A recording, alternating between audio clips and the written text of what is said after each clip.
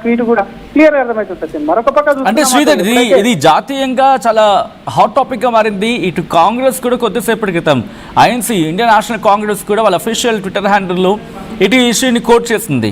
So జాతీయంగా కూడా సంచలనంగా మారింది. కాబట్టి ఇది ట్వీట్తోనే ఆయన సమాధానం చెప్పే ప్రయత్నం చేస్తూ ఉన్నారా, లేకపోతే ఎందుకంటే రెస్పాన్సిబిలిటీ ఇప్పుడు ఎక్కువగా ఉంటుంది ఆయన మీద, ఎందుకంటే ఆయన కేంద్ర హోంశాఖ సహాయ మంత్రి. ఇక్కడ వినిపిస్తున్న మాట ఏంటి, ఈయన కేంద్ర హోంశాఖ సహాయ మంత్రిగా ఉన్నారు కాబట్టి ఇటు మిగిలిన పార్టీలన్నీ కూడా బ్లేమ్ చేసే అవకాశం కనిపిస్తుంది. బ్లేమ్ ఇన్ ద సెన్స్ ఆయన తన కొడుకుని రక్షించుకుంటారని చెప్పి.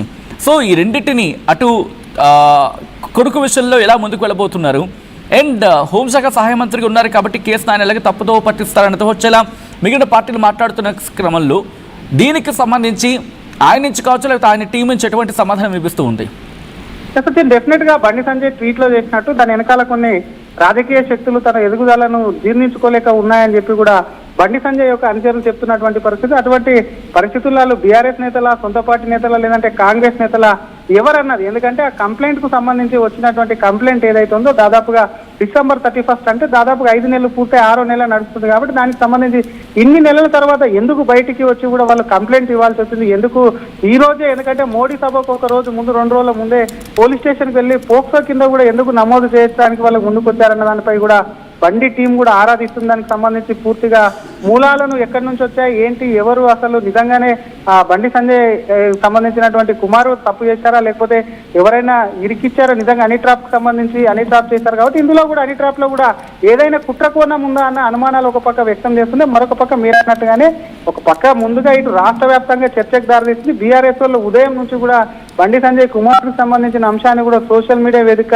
ట్రోల్ చేస్తున్నారు. దీనికి కాంగ్రెస్ కూడా కొంత తోడైంది. ఈ నేపథ్యంలో అటు బీఆర్ఎస్ ఎప్పుడైతే కాంగ్రెస్ స్పందించలేదో బండి సంజయ్ కుమారుడు వ్యవహారాన్ని కూడా అటు కాంగ్రెస్ ముఖ్యమంత్రి కాపాడేటువంటి ప్రయత్నం చేస్తున్నారంటూ కూడా బీఆర్ఎస్ దాడి చేసింది. దానికి సంబంధించి కూడా నేషనల్ లో ఉన్నటువంటి కాంగ్రెస్ పార్టీ కూడా అందుకుంది. ఎందుకంటే బండి సంజయ్ కేంద్ర హోంశాఖ మంత్రి సహాయ మంత్రి సచిన్ కాబట్టి ఆయన డెఫినెట్ గా కూడా కేంద్ర మంత్రి కాబట్టి ఆ బీజేపీ పార్టీకి సంబంధించి అటు దేశంలో ఎక్కడ లేని మచ్చలేని విధంగా పార్టీ కానివ్వండి, ఇటు ప్రభుత్వాన్ని నడిపిస్తున్నామని బీజేపీ ఎప్పుడు చెప్తుంటుంది. కాబట్టి ఇటువంటి వ్యవహారం ఏదైతే ఉందో డెఫినెట్ గా పార్టీకి కొంత తలనొప్పే. కేవలం కాంగ్రెస్ ఒక్కదానే కాకుండా మిగతా ప్రతిపక్ష పార్టీలు అటు ఇండియా కూటమిలోని కానివ్వచ్చు, మిత్రపక్షంలో ఉన్నటువంటి వాళ్ళకి సంబంధించిన దాంట్లో కూడా కొంత ఇంటర్నల్ గా నోరు మెదిపేటువంటి అవకాశం ఉంటుంది. అంటే ఇలా అపోజిషన్ ఉన్నటువంటి వ్యక్తులు మాత్రం డెఫినెట్ గా ఆయన కేంద్ర మంత్రి కాబట్టి ఇంకా రానున్నటువంటి రోజుల్లో కేసుకు సంబంధించి మరింత వివాదం మొదలైనటువంటి ఛాన్స్ ఉన్న నేపథ్యంలో బండి ప్రస్తుతం ఒక ట్వీట్ వరకే ఇచ్చినప్పటికీ కూడా పబ్లిక్ డొమైన్కి వచ్చినప్పుడు ఆయన పబ్లిక్ రిప్రజెంటేటివ్ కాబట్టి డెఫినెట్ గా కూడా బండి సంజయ్ కూడా మాట్లాడాల్సి వస్తుంది, సిచ్యువేషన్ ఎదుర్కోవాల్సి వస్తుంది. కాబట్టి మరి ముందు ఏ విధంగా రియాక్షన్ ఇస్తాడు, మరి కేసు ఎన్ని మలుపులు తీసుకుంటారు, ఎందుకంటే రాజకీయంగా ఒక హాట్ టాపిక్ తెలంగాణకు సంబంధించి మోడీ బహిరంగ సభకు భారీ ఏర్పాట్లు చేస్తున్నారు. బండి సంజయ్ సైతం కూడా మహంకాళి జిల్లాకు అటు సభకు జన సమీకరణ కోసం ఇన్ఛార్జి ఉన్నాడు. బండి సంజయ్ రాష్ట్రంలోని అత్యంత ప్రజాదరణ బీజేపీలో కలిగినటువంటి నేత కూడా మాస్ లీడర్ గా పేరు పొందారు. కాబట్టి ఇటువంటి లీడర్ పైన కూడా ఇప్పుడు వచ్చినటువంటి కుమారుడు వల్ల వచ్చినటువంటి మచ్చ ఏదైతే ఉందో డెఫినెట్ గా ఆయన కెరీర్ కు కొంత ఇబ్బంది కలిగిస్తుంది. ఆయన ప్రస్తుతం ఉన్నటువంటి పరిస్థితికి సంబంధించి కొన్ని ఆటుపోట్లు ఎదుర్కోక తప్పదని చెప్పి కూడా రాజకీయ విశ్లేషకులు అంటున్నటువంటి పరిస్థితి అయితే ఏదేమైనప్పటికీ పొలిటికల్ గా మాత్రం ఆయన ఒకటే చెప్తున్నాడు, తనను నేరుగా ఎదుర్కోలేక కొన్ని శక్తులు ఉన్నాయని అనుమానం వ్యక్తం చేస్తున్నారు. కాబట్టి కొద్ది రోజుల శక్తులు ఎవరనేది కూడా కొంత ఆ టీం కూడా వెల్లడించేటువంటి అవకాశం ఉందని చెప్పొచ్చు. Sachin, all right, thanks for the update Sridhar. మొత్తంగా అయితే మాత్రం ఇంట్రెస్టింగ్ డెవలప్మెంట్ కాదు, ఇటు దేశ రాజకీయాల్లో సంచలనంగా మారుతుంది. ఎందుకంటే కేంద్ర హోంశాఖ సహాయ మంత్రిగా ఉండే బండి సంజయ్ కేంద్ర హోంశాఖ సహాయ మంత్రిగా ఉన్నారు. ఆయన కొడుకు ఇప్పుడు తప్పు చేశాడు అనే అర్థం వచ్చేలాగా తప్పు చేసిన ఆరోపణలు చాలా గట్టిగా కనిపిస్తూ ఉన్నాయి, ఇన్ఫ్యాక్ట్ వినిపిస్తూ ఉన్నాయి. ఇటువంటి సందర్భంలో ఇప్పుడు కేంద్ర హోంశాఖ సహాయ మంత్రి రియాక్ట్ అయ్యారు. దానికి సంబంధించి బ్రేకింగ్ న్యూస్ చూస్తూ ఉన్నారు. తన కొడుకుపై వచ్చిన ఆరోపణల మీద రియాక్ట్ అయ్యారు కేంద్ర హోంశాఖ సహాయ మంత్రి బండి సంజయ్. భగీరథ్పై వస్తున్న ఆరోపణలపై రియాక్ట్ అయ్యారు ఆయన. తాను చట్టాన్ని గౌరవిస్తానంటున్నారు బండి సంజయ్. న్యాయ వ్యవస్థపై పూర్తి విశ్వాసం ఉంది అంటూ చెప్పుకొచ్చారు. పిల్లల్ని, కుటుంబ సభ్యుల్ని రాజకీయ పోరాటాల్లోకి లాగడం సరికాదంటున్నారు. తనతో రాజకీయంగా పోరాడే ధైర్యం లేని వాళ్ళు వాళ్ళ నిస్సహాయతకు నిదర్శనం అంటున్నారు.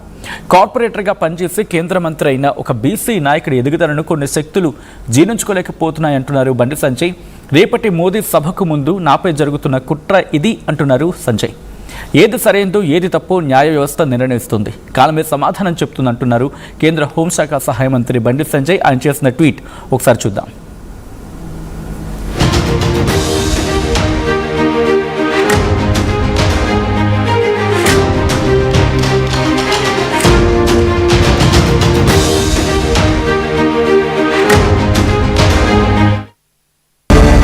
హైదరాబాద్ కు విచ్చేస్తున్న ప్రియతమ ప్రధానమంత్రి శ్రీ నరేంద్ర మోదీ గారికి సుస్వాగతం. బీజేపీ బహిరంగ సభ మే 10 ఆదివారం సాయంత్రం 4 గంటలకు సికింద్రాబాద్ పరేడ్ గ్రౌండ్స్ లో లక్షలాదిగా ప్రధాని సభకు వెళదాం. వికసిత్ భారత్ లో భాగస్వామ్యమవుదాం.